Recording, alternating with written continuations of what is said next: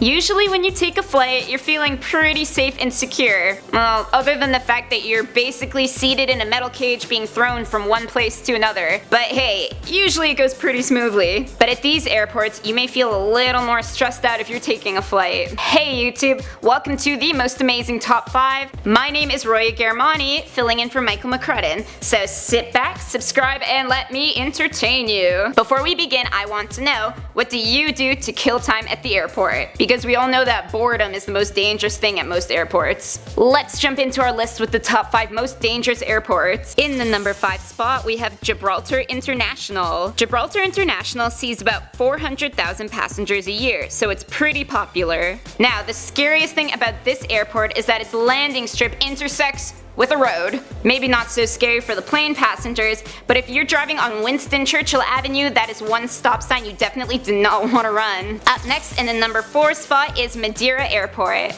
Madeira Airport has an incredibly short runway that's squashed between a rocky cliff to one side and a steep ocean drop to the other. So in 2000 the runway was extended, and that would be enough to let anyone relax until you realize that the extension was built on a platform raised above the ocean. Yeah, that's great. I was gonna swim in the ocean anyway, may as well do it while I'm still on the plane. Moving on to the number 3 spot, we have Damascus International. This airport finally hits the mark. No bad weather conditions, no steep cliffs, nothing like that. However, that doesn't mean you're safe. Because of the ongoing civil war, using this airport is kind of taking your life into your hands. The territory is constantly embarked upon by Syrian army, rebel factions, and even ISIS. Not the kind of people that I want to see on my vacation. Next up, at number 2, is Tenzing Hillary Airport in Nepal. Also known as Lukla Airport, this particular airport is pretty popular among tourists who wish to visit Mount Everest. It is, however, not for the faint of heart, so you will not find me there. The airport operates at an altitude of 8,000 feet and has virtually no modern air traffic control. Plus it has minimal lighting, so it's not a place you want to be taking any night flights in or out of, unless you really don't care about whether you live or not. Finally, in the number 1 spot, we have the Paro Airport in the Himalayas. Paro Airport is a tiny little place nestled between the peaks of the Himalayas. Its runway is only 6,500 feet in length, so this means that it's one of the only landing strips shorter than the distance that it is above sea level. Combine the short landing strip with having to